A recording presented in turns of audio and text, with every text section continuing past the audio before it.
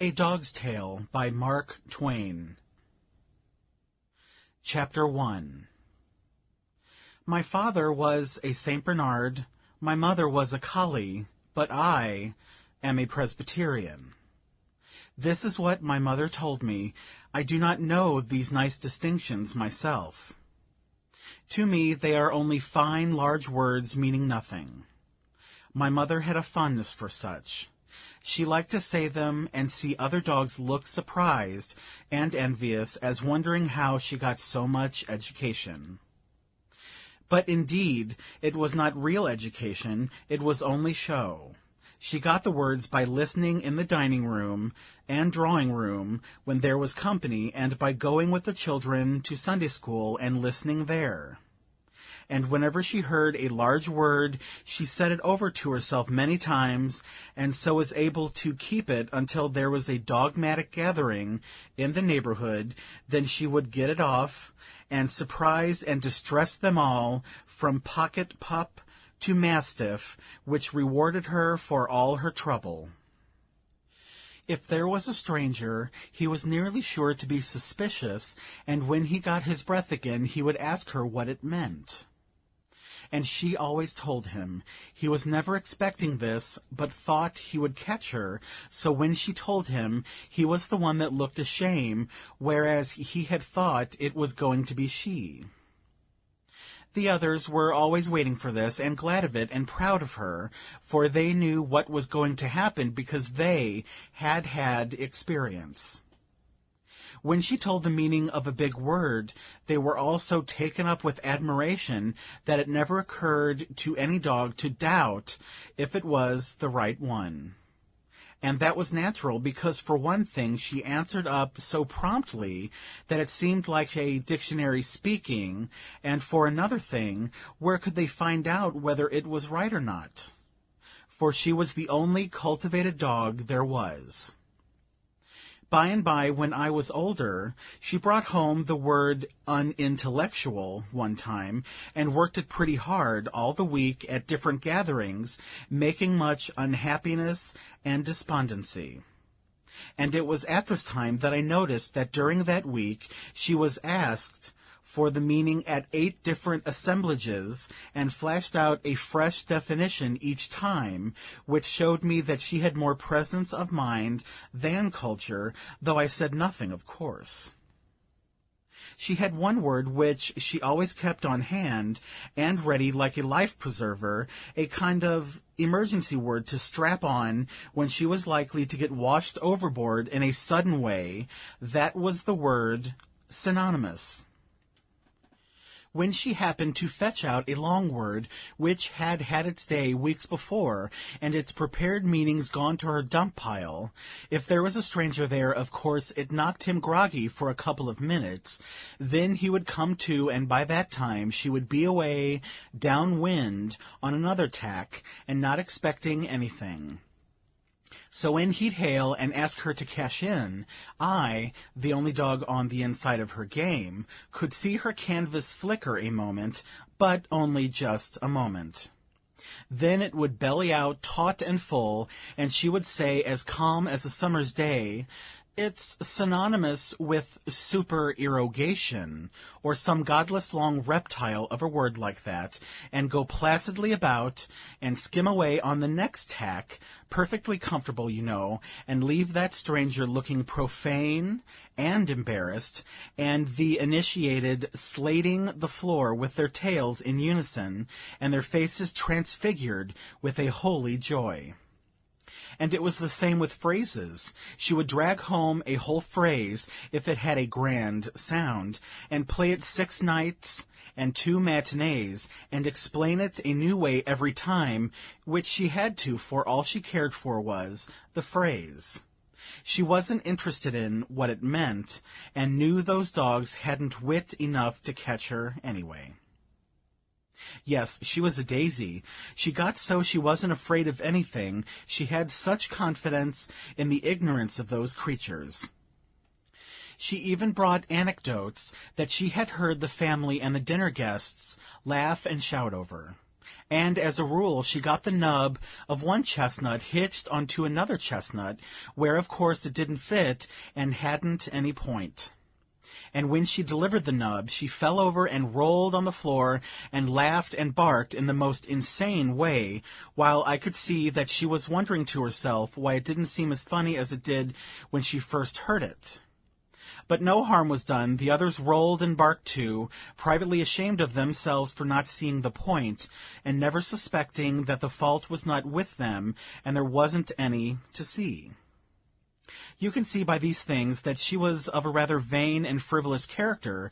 Still, she had virtues, and enough to make up, I think.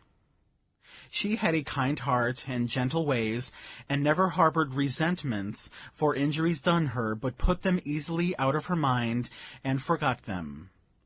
And she taught her children her kindly way, and from her we learned also to be brave and prompt in time of danger, and not to run away, but face the peril that threatened, friend or stranger, and help him the best we could without stopping to think what the cost might be to us. And she taught us not by words only, but by example, and that is the best way, and the surest, and the most lasting. Why, the brave things she did, the splendid things! She was just a soldier, and so modest about it. Well, you couldn't help admiring her, and you couldn't help imitating her. Not even a King Charles spaniel could remain entirely despicable in her society. So, as you see, there was more to her than her education. End of chapter 1.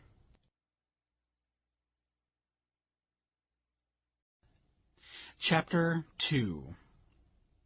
When I was well grown, at last, I was sold and taken away, and I never saw her again. She was broken-hearted, and so was I, and we cried, but she comforted me as well as she could, and said we were sent into this world for a wise and good purpose, and must do our duties without repining, take our life as we might find it, live it for the best good of others, and never mind about the results. They were not our affair. She said men who did like this would have a noble and beautiful reward by and by in another world, and although we animals would not go there, to do well and right without reward would give to our brief lives a worthiness and dignity which in itself would be a reward. She had gathered these things from time to time when she had gone to the Sunday school with the children, and had laid them up in her memory more carefully than she had done with those other words and phrases, and she had studied them deeply for her good and ours. One may see by this that she had a wise and thoughtful head, for all there was so much lightness and vanity in it. So we said our farewells, and looked our last upon each other through our tears. And the last thing she said, keeping it for the last to make me remember it the better, I think, was, "In memory of me, when there is a time of danger to another, do not think of yourself, think of your mother, and do as she would do." Do you think I could forget that? No. End of chapter 2. Chapter 3. It was such a charming home, my new one, a fine great house with pictures and delicate decorations and rich furniture, and no gloom anywhere, but all the wilderness of dainty colors lit up with flooding sunshine, and the spacious grounds around it, and the great garden, oh, greensward, and noble trees, and flowers, no end. And I was the same as a member of the family, and they loved me, and petted me, and did not give me a new name, but called me by my old one that was dear to me because my mother had given it me, Aileen Mavourneen. She got it out of a song, and the Grays knew that song, and said it was a beautiful name. Mrs. Gray was 30, and so sweet and so lovely, you cannot imagine it, and Sadie was 10, and just like her mother, just a darling, slender little copy of her, with auburn tails down her back, and short frocks. and the baby was a year old, and plump and dimpled, and fond of me, and never could get enough of hauling on my tail, and hugging me, and laughing out its innocent happiness. And Mr. Gray was 38, and tall and slender and handsome, a little bald in front, alert, quick in his movements, businesslike, prompt, decided, unsentimental, and with that kind of trim, chiseled face that just seems to glint and sparkle with frosty intellectuality. He was a renowned scientist. I do not know what the word means, but my mother would know how to use it and get effects. She would know how to depress a rat terrier with it and make a lapdog look sorry he came. But that is not the best one. The best one was laboratory. My mother could organize a trust on that one that would skin the tax collectors off the whole herd. The laboratory was not a book, or a picture, or a place to wash your hands in, as the college president's dog said. No, that is the lavatory. The laboratory is quite different, and is filled with jars, and bottles, and electrics, and wires, and strange machines. And every week other scientists came there and sat in the place, and used the machines, and discussed, and made what they called experiments and discoveries. And often I came too, and stood around and listened, and tried to learn for the sake of my mother, and in loving memory of her, although it was a pain to me, as realizing what she was losing out of her life, and I gained nothing at all. For try as I might, I was never able to make anything out of it at all. Other times I lay on the floor in the mistress's workroom, and slept, she gently using me for a footstool, knowing it pleased me, for it was a caress. Other times I spent an hour in the nursery, and got well tousled and made happy.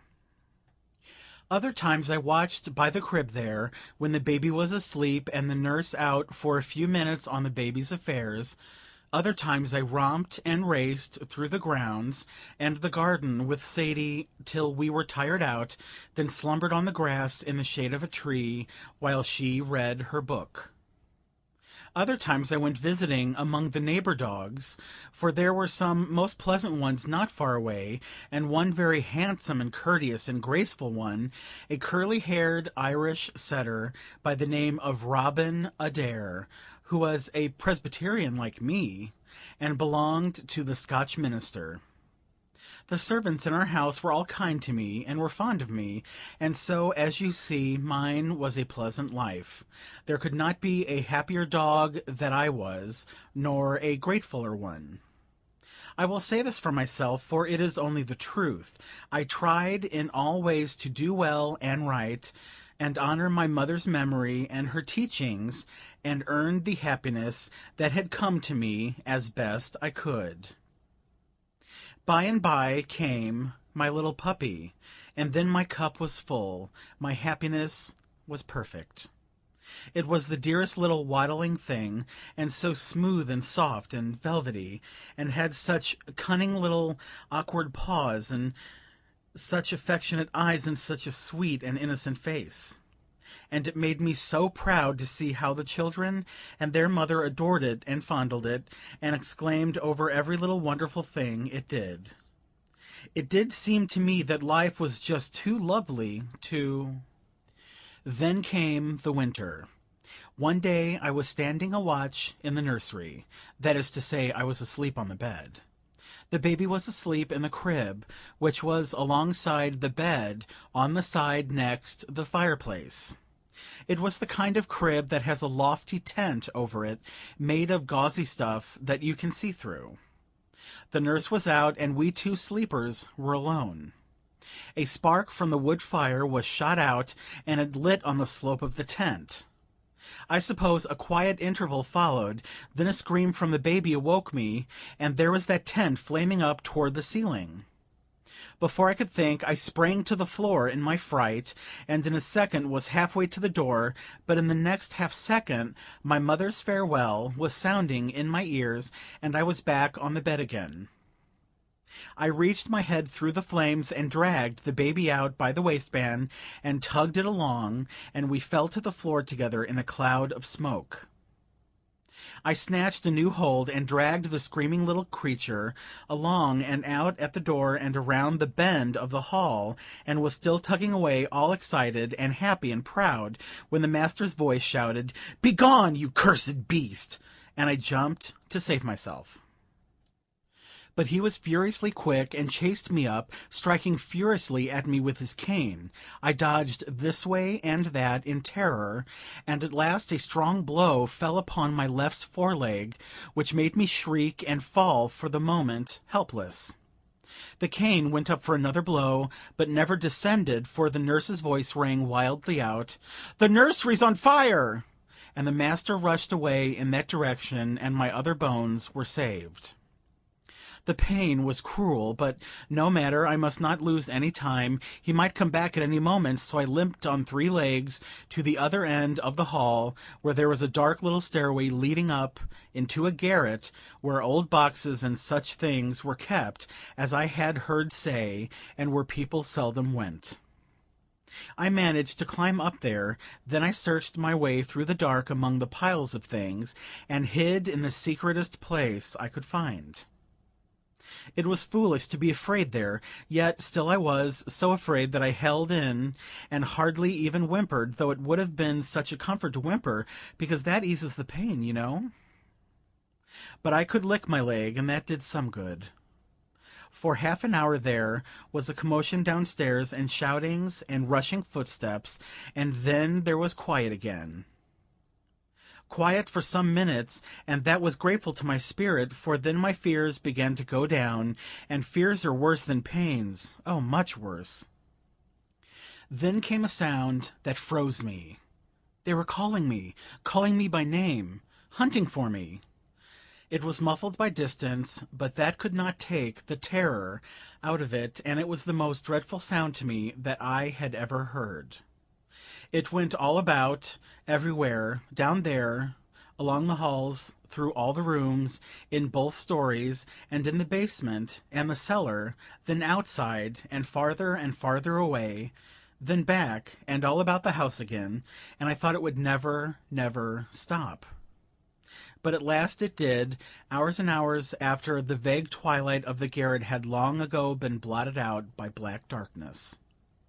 Then, in that blessed stillness, my terrors fell little by little away, and I was at peace, and slept.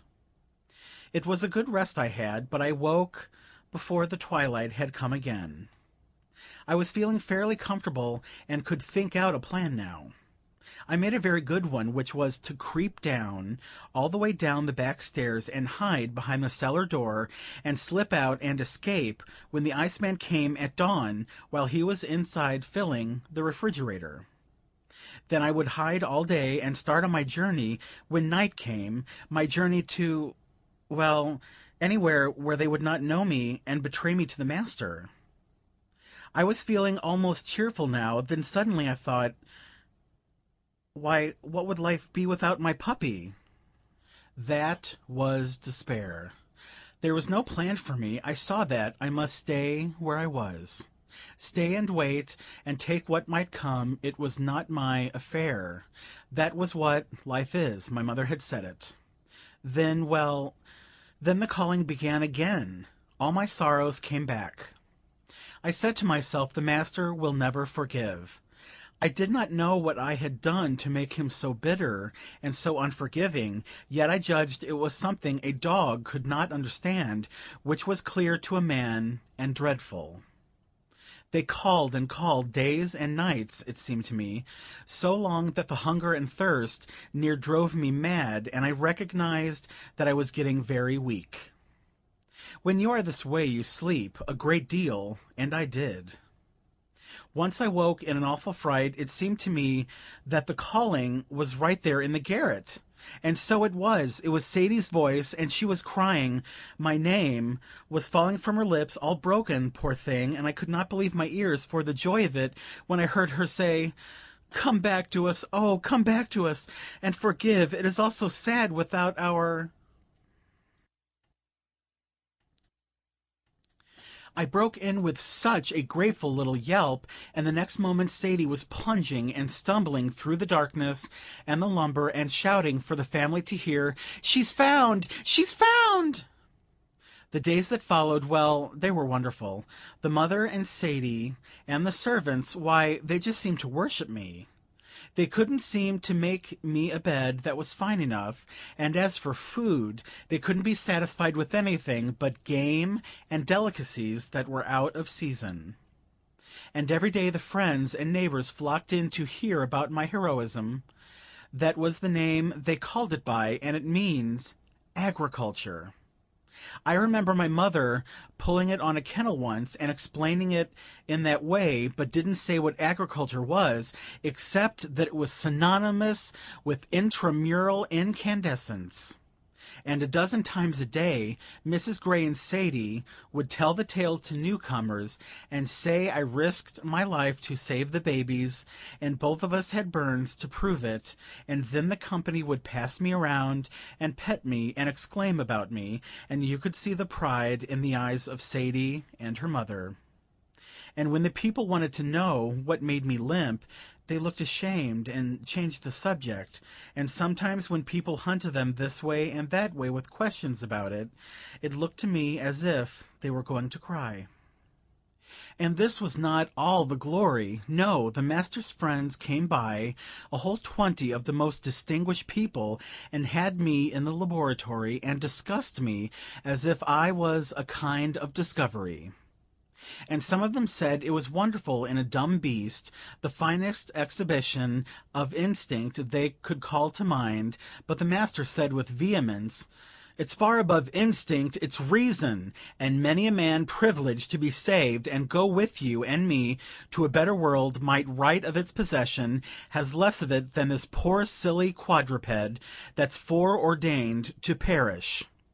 And then he laughed and said, "Why, look at me, I'm a sarcasm, bless you. With all my grand intelligence, the only thing I inferred was that the dog had gone mad and was destroying the child, whereas but for the beast's intelligence, its reason, I tell you, the child would have perished." They disputed and disputed, and I was the very center of subject of it all, and I wished my mother could know that this grand honor had come to me. It would have made her proud. Then they discussed optics, as they called it, and whether a certain injury to the brain would produce blindness or not, but they could not agree about it, and said they must test it by experiment by and by. And next they discussed plants, and that interested me, because in the summer Sadie and I had planted seeds. I helped her dig the holes, you know, and after days and days a little shrub or a flower came up there, and it was a wonder how that could happen. But it did, and I wished I could talk. I would have told those people about it and shown them how much I knew and been all alive with the subject, but I didn't care for the optics. It was dull, and when they came back to it again, it bored me, and I went to sleep. Pretty soon it was spring, and sunny, and pleasant, and lovely, and the sweet mother and the children patted me and the puppy good-bye, and went away on a journey and a visit to their kin, and the master wasn't any company for us, but we played together and had good times, and the servants were kind and friendly, so we got along quite happily, and counted the days, and waited for the family. And one day those men came again, and said, "Now for the test," and they took the puppy to the laboratory, and I limped three-leggedly along too, feeling proud, for any attention shown to the puppy was a pleasure to me, of course. They discussed and experimented, and then suddenly the puppy shrieked, and they set him on the floor, and he went staggering around with his head all bloody, and the master clapped his hands and shouted, "There, I've won! Confess it! He's as blind as a bat!" And they all said, "It's so, you've proved your theory, and suffering humanity owes you a great debt from henceforth." And they crowded around him, and wrung his hand cordially and thankfully, and praised him. But I hardly saw or heard these things, for I ran at once to my little darling, and snuggled close to it where it lay, and licked the blood, and it put its head against mine, whimpering softly, and I knew in my heart it was a comfort to it in its pain and trouble to feel its mother's touch, though it could not see me. Then it dropped down presently, and its little velvet nose rested upon the floor, and it was still, and did not move any more. Soon the master stopped discussing a moment, and rang in the footman, and said, "Bury it in the far corner of the garden," and then went on with the discussion, and I trotted after the footman, very happy and grateful, for I knew the puppy was out of its pain now, because it was asleep. We went far down the garden to the farthest end, where the children and the nurse and the puppy and I used to play in the summer in the shade of a great elm, and there the footman dug a hole, and I saw he was going to plant the puppy, and I was glad, because it would grow and come up a fine handsome dog like Robin Adair, and be a beautiful surprise for the family when they came home. So I tried to help him dig, but my lame leg was no good, being stiff, you know, and you have to have two or it's no use. When the footman had finished and covered little Robin up, he patted my head, and there were tears in his eyes, and he said, "Poor little doggie, you saved his child. I have watched 2 whole weeks, and he doesn't come up. This last week a fright has been stealing upon me. I think there is something terrible about this. I do not know what it is, but the fear makes me sick, and I cannot eat, though the servants bring me the best of food. And they pet me so, and even come in the night and cry and say, 'Poor doggie, do give it up and come home. Don't break our hearts.' And all this terrifies me the more, and makes me sure something has happened. And I am so weak. Since yesterday I cannot stand on my feet any more. And within this hour the servants, looking toward the sun, where it was sinking out of sight, and the night chill coming on, said things I could not understand, but they carried something cold to my heart. Those poor creatures, they do not suspect. They will come home in the morning, and eagerly ask for the little doggie that did the brave deed, and who of us will be strong enough to say the truth to them? The humble little friend is gone where go the beasts that perish." End of chapter 3.